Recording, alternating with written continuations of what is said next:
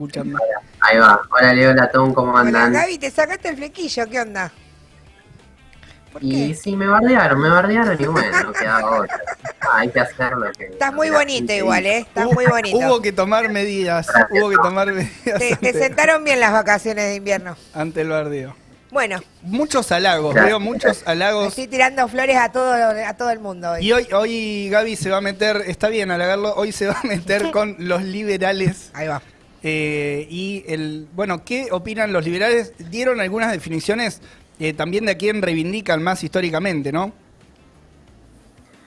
Así es, hace un par de semanas, bueno, son petardistas mediáticos, están por todos lados, pero ahora en las elecciones empiezan a arrojar algunas otras definiciones y hace poco le preguntaron en un programa de televisión a Milei cuál era su modelo de país, digamos, en dónde se referenciaba. Y él decía, mi modelo es el modelo liberal aplicado desde 1880 y sustentado por la Constitución Nacional de 1853 diseñada por Juan Bautista Alberdi, ¿no?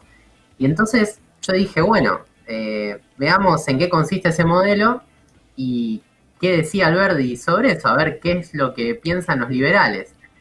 Y lo primero que nos encontramos es que, como diría Milei así todo enojado, es una gran burrada, digamos, decir lo que dijeron, porque esencialmente eh, Alberti se opuso en lo esencial a muchas de las cuestiones que se ejercieron como modelo de gobierno durante aquel periodo. Él consideró que gran parte de los gobiernos que sucedieron a la Constitución del 53 fueron gobiernos que no estuvieron representados en los ideales que él había defendido y que él posteriormente lo hizo explícito. Por ejemplo, el gran hecho al que se opone Alberdi es la guerra del Paraguay, ¿no? Nosotros en otros momentos lo hemos comentado, ¿no? Esa guerra que se organiza contra el Paraguay en alianza con el capital inglés, con el imperio brasileño y que implica arrasar con los pocos vestigios, digamos, de pequeña propiedad que existía en el país, llevando a las poblaciones indígenas, gauchas y campesinas a asesinar a sus hermanos paraguayos, ¿no?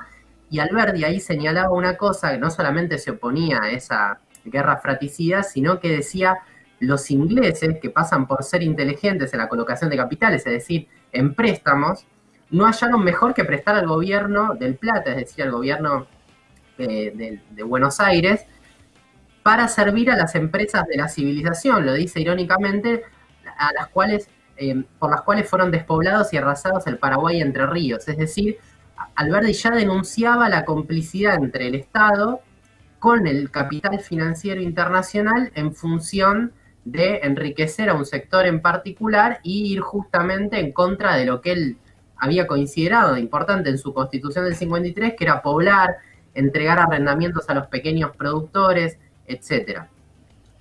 En este mismo sentido, Alberdi en sus escritos póstumos es muy enfático en el hecho de alejarse de cualquier sometimiento del capital extranjero, y acá me parece importante un concepto que él dice, ¿no? Porque los libertarios lo reivindican como un librecambista, como un constitucionalista liberal, que efectivamente lo fue un constitucionalista liberal, su constitución está basada en el modelo estadounidense, eso no cabe en duda, pero cuando se le preguntaba o cuando Alberti reflexionaba sobre este problema de la libertad, él dice, bueno, ¿en qué consiste el gobierno de sí mismo? Es decir, si la libertad es gobernarse a sí mismo, ¿cuáles son los hechos que se consideran un gobierno de sí mismo? Y él decía que eran dos principalmente. Uno, desde luego, no ser gobernado por un gobierno extranjero, es decir, ser independiente, eso era lo elemental. Y en segundo lugar, decía no ser gobernado por una entidad cualquiera, aunque sea nacional, con exclusión del país. Y ahí mencionaba el problema de la deuda, decía, el interés de la deuda, cuando es exorbitante y absorbe la mitad de las entradas del tesoro, es el peor y más desastroso enemigo público. Es más temible que un conquistador poderoso por sus ejércitos y escuadras. Es el aliado natural del conquistador extranjero. ¿Ustedes se imaginan a Milei diciendo algo así? Una definición bastante militar respecto del problema de cómo juega la deuda, ¿no? Y no, la verdad en este terreno Milei no se lo ve mucho, además bastante efusivo, ¿no? Como se escribía en la época Alberdi contra la deuda. Exactamente. Entonces es importante remarcar esta cuestión, digo, porque los mismos que hoy hablan de la libertad y qué sé yo, están a favor de que el Estado reduzca todos sus gastos, excepto, por ejemplo, la deuda externa, que es el gasto central, digamos, que permite, por ejemplo, que no se hagan, digamos, que no se siga entregando IFE, que no se mejore la educación pública, la salud pública. Y en este sentido me parece también remarcar qué fue el modelo, ¿no? Porque por un lado queda claro que Alberdi no opinaba lo que opinan los libertarios sobre estos problemas tan importantes. Ahora, ¿qué fue aquel modelo además? Bueno, aquí me quiero remontar nuevamente a un historiador que lo hemos mencionado varias veces, Milcíades Peña, y él hablaba de que en este periodo lo que se desarrolla es una suboligarquía. ¿Y a qué se refería con esta suboligarquía? Se refería a un fragmento de la clase dominante que actuaba como intermediaria entre el Estado y los banqueros internacionales.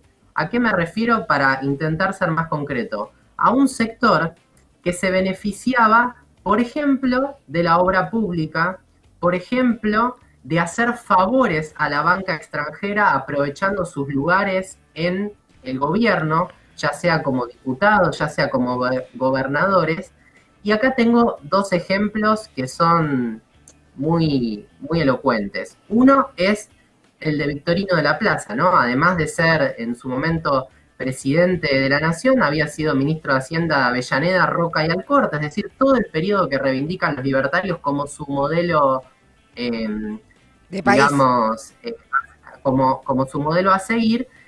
Y hay un documento que dice, es una carta que Victorino de la Plaza le envía al titular del Banco Erlanger de París, diciéndole: haré, señor mío, cuanto de mí depende en el sentido que usted me indica, y me será permitido anticiparle que podré servirlo cumplidamente, no solo en estas negociaciones, se refería a un préstamo que le estaban haciendo al país, sino en otras que pudieran producirse en condiciones ventajosas. Respecto a lo que usted me dice de manifestarse por lo que entiendo que debe asignarse por retribución de mis servicios, es decir, le estaba contestando cuánto valían sus servicios, creo que podemos fijar como base una cuarta parte de las comisiones o los beneficios que usted perciba de la cooperación. Pará, te lo resumo así nomás como sería, en términos de piro. Te lo resumo así nomás, él le estaba pidiendo una coima de acá a la China por negociar con la banca parisina diciendo, Claro. mira, yo acá te arreglo todo, o me das un cuartito y Y quedamos quedamos. bien. Bueno, Me gusta esto del roleplay, Gaby, me gusta esto del roleplay. Adelante. Te hago de Juárez Selman si querés.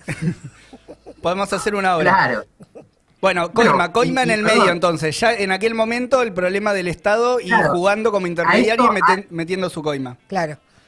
A esto se refería, ¿no? Milcíades Peña con su oligarquía financiera, este sector intermediario que se beneficiaba de esto y que fue un momento de exponencial crecimiento de la deuda externa, ¿no? O sea, la denuncia más concreta es que todo lo que se pedía para supuestamente hacer obra pública, por ejemplo, construir ferrocarriles, construir infraestructura que sirviera para desarrollar el modelo agroexportador, nunca se pudo comprobar en relación al increíble incremento de la deuda. Es decir, había una plata que quedaba en el medio que nunca se supo a dónde iba, e incluso el modelo de Juárez Selman, acá tengo otra cita textual,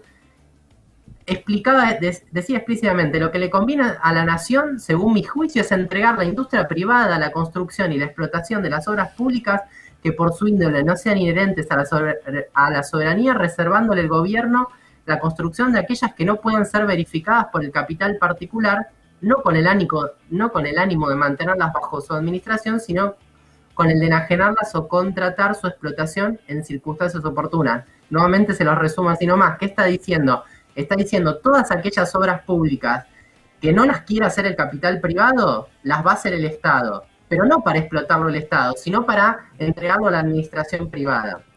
Es decir, nuevamente nos metemos con este tema de los libertarios. El modelo que están defendiendo es un modelo en donde el Estado no solamente no estaba ausente, sino que estaba presente, se enriquecía a sí mismo y enriquecía a un sector particular de la oligarquía articulado con el Estado y con el capital internacional. Es decir, me parece muy elocuente que sean los propios libertarios, ¿no?, los que dicen esto, porque nos dejan en claro qué es lo que buscan. En un país endeudado como está Argentina con el Fondo Monetario Internacional, sometido hace décadas a una enorme decadencia producto de la fuga de capitales, de justamente también los negociados con la obra pública, con el capitalismo de amigos. Bueno, la verdad que si Javier Milei se tenía que sincerar cuál era su modelo, lo acaba de dejar explícito.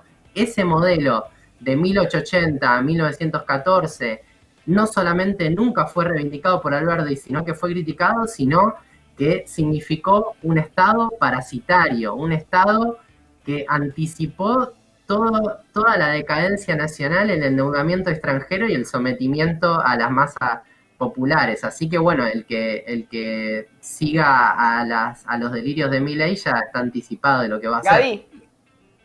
Gaby, ¿Sí?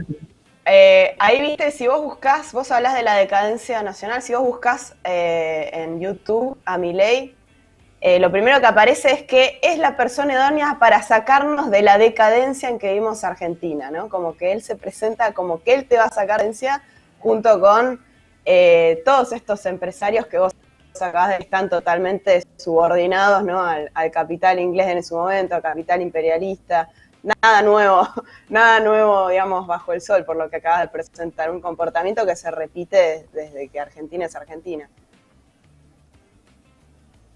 Totalmente. Yo les recomiendo ahí que vean la polémica que habían hecho Esteban Mercatante y Matías Maiello en el suplemento Ideas de Izquierda bueno, aprovechan la publicación del libro de Roy Ora y Alberto Gernuchov sobre justamente el problema de la decadencia argentina, etcétera, y ahí hay una definición clave. Cualquier modelo de país que no cuestione los vínculos con el capital imperialista, con el sometimiento de la deuda, con medidas elementales como tener el control, no sé, del comercio exterior, de la banca, que no se fuguen más capitales. Bueno, cualquier modelo que no cuestione eso hasta el final, o por ejemplo la gran propiedad rentista de la tierra, que es básicamente el modelo que han sostenido los distintos gobiernos desde aquella época hasta ahora, bueno, sin ese cuestionamiento no va a ser posible, digamos, terminar con esa decadencia. Y ahí está la pregunta, ¿no? Seguro algún libertario conteste a esta columna diciendo, zurdo, esas cosas que dicen, ¿cuál es su modelo? Nosotros tenemos un modelo muy claro, que son las luchas que ha dado la clase trabajadora durante todo el siglo XX y también durante el siglo XIX los sectores populares por terminar con eso. Si algún sector en Argentina, es una clase social, peleó en contra de ese sometimiento, fueron los trabajadores, fueron los sectores populares, que siempre fueron los más perjudicados. Ahí está nuestro modelo, ahí está nuestra perspectiva, y bueno, eso es también lo que estamos planteando ahora, que es acompañar esas luchas que en definitiva son las únicas que de verdad defienden algún tipo de soberanía e independencia, ¿no?, que no tienen ninguna atadura con estos modelos. Atendemos liberales y libertarios entonces acá con Gaby Piro, se metió con Alberdi.